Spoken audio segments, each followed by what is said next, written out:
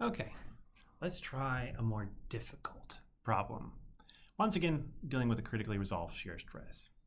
So first off, it says we have a tensile stress, and it's causing our deformation of 160 megapascals. And it tells us some really interesting details. It says that this stress is directed along a particular direction.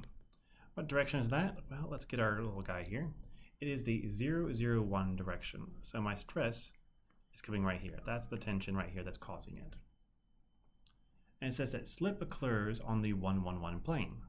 Okay, I'm going to draw these on separate parts for some of this just to make sure that it's a little bit easier to see we're doing it. What's the 1, 1, 1 plane? Well, it's one step from the origin in every single direction. So that plane right there.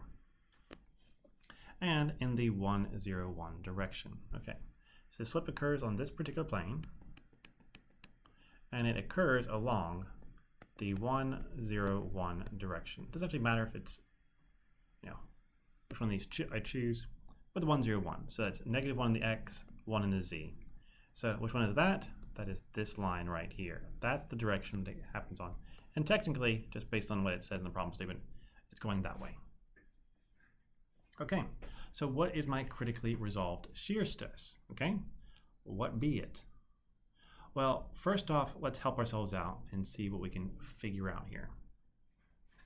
Okay, I need two angles. So my shear stress is equal to the yield stress times cosine of lambda and cosine of phi. Now, lambda is the easiest one. That is simply the angle between my slip direction and my tension.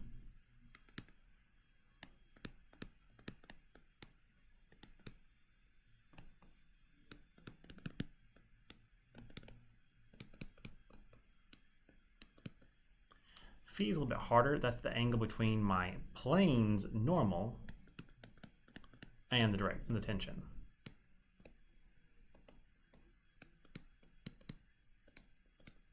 So technically, what I need to know for this is I need to know some vector that is normal to that plane, and that's going to help me to figure out that second angle. Which sounds really, really hard. And the thing is, though, it's not. It's actually really ridiculously easy. I'm going to show you the most magical thing for all these courses when it comes to these kind of things. So you never really talk about this much. Like, we have this nice setup for a plane, but it's a magic tool when it comes to figuring out the normals to that plane. So if I have my guy right here, and I want to find the normal, well, my plane looks like this, and I have to go from the origin, normal through that plane. And here's the cool thing. The designation for your plane is that direction. So the 1, 1, 1 direction is actually normal to the 1, 1, 1 plane. And that's true for all of them. So if I have the 1, 1, 0 plane, well, guess what? The 1, 1, 0 direction is normal to it, or the 0, 0, 1, or the whatever it is. It's really easy to see this for the simplest of planes. So I'm going to choose 1, 0, 0 as my plane. That means that it goes one step in the x before it intersects, and 0 for the rest of them. So here it is. So I'm going to say that x is just this direction for the case of meeting this really quickly. So this is the plane. And what direction is normal to that? Well, it's anything that is going in that direction, which happens to be, guess what? The 1, 0, 0 direction.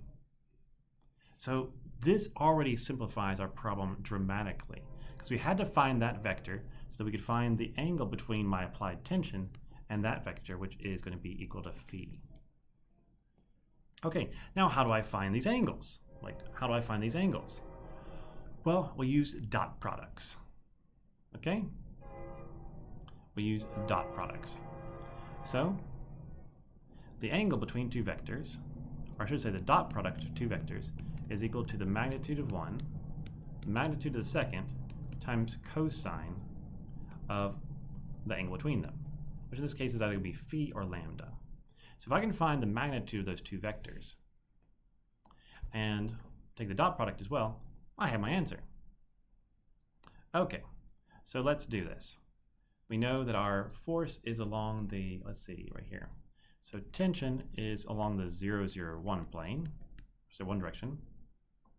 And we have the direction, which is the -1, 0, 1. And we have our plane normal, which is just 1, 1, 1. Okay, so let's take the dot product. First, the whole A dot B. So if you don't remember what dot product is, the other definition is simply, the first two components multiply and add together, the second two multiply together, add together, and third. So kind of like x1, x2 plus y1, y2 plus z1, z2. Like that. So let's do that for all of these guys.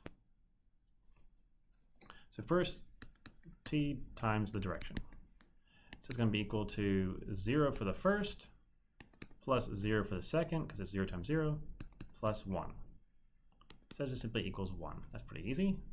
And now times the plane normal is going to be equal to 0 for the first, 0 for the second, 1 for the third. So that's just 1 as well. That was super easy. I like it when it's easy. Now we got to know the magnitude of the vectors. So first off, the magnitude of t, that's really easy. It's just 1.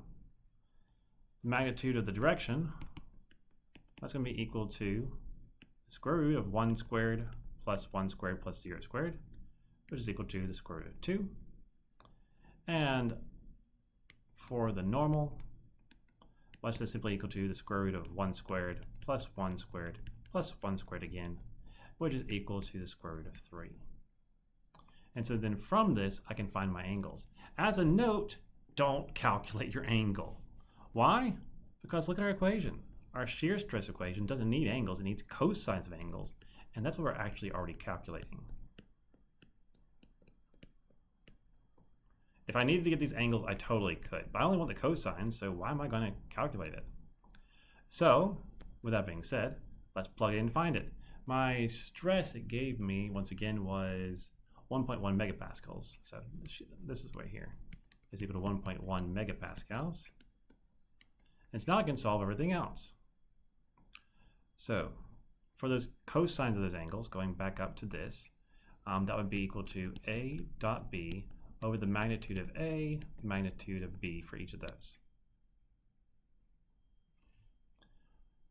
And so the dot product part is just equal to 1. So I always have 1 over magnitude of 1 over the magnitude of the other. So 1 times square root of 2 for 1, and 1 over square root of 3 for the other. So I plug in my calculator, and and what do I get? I get that my critically resolved shear stress for this problem is going to be equal to 0.45 megapascals. There you are. So big thing here, the biggest thing, the best tool is simply to know that for any particular plane, if you want to know the vector that's normal to it, just switch the bracket style. And you have it. You're already done. And the rest is all going to be based on these dot products, definition dot product. That's going to help you in a lot of problems. So thank you for this. Hopefully this helps you, and I'll see you all next time. Bye-bye.